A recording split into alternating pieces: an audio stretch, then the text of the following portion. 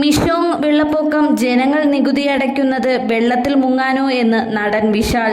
ജനകീയമായ പല പ്രശ്നങ്ങളിലും തന്റേതായ അഭിപ്രായം പറയുന്ന ആളാണ് തമിഴ് നടൻ വിശാൽ. ഇപ്പോഴിതാ മിഷോങ് ചുഴലിക്കാറ്റിനെ തുടർന്ന് തമിഴ്നാട്ടിൽ ഉണ്ടായ വെള്ളപ്പൊക്കത്തിലും തന്റെ രോക്ഷം അധികാരികളെ അറിയിച്ചിരിക്കുകയാണ് താരം.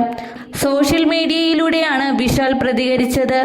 താൻ കഴിയുന്ന അണ്ണാനഗറിലും വീട്ടിലും വെള്ളം കയറിയെന്നും അതിലും താഴ്ന്ന പ്രദേശങ്ങളിലെ അവസ്ഥ സാങ്കല്പികമാകുന്നതേയുള്ളൂ എന്നും വിശാൽ പറയുന്നു.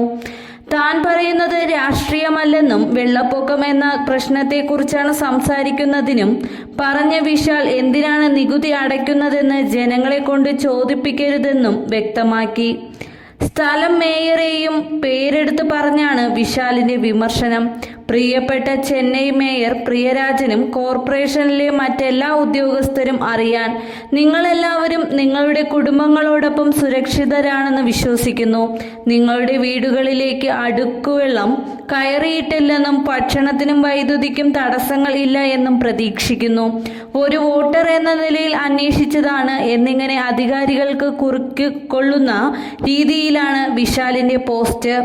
വെള്ളപ്പൊക്ക സമയത്ത് സഹായകരമാവേണ്ടിയിരുന്ന പ്രോജക്റ്റ് ചെന്നൈക്ക് വേണ്ടിയോ അതോ സിംഗപ്പൂരിന് വേണ്ടിയോ നടപ്പാക്കിയത് എന്ന് വിശാൽ ചോദിക്കുന്നു.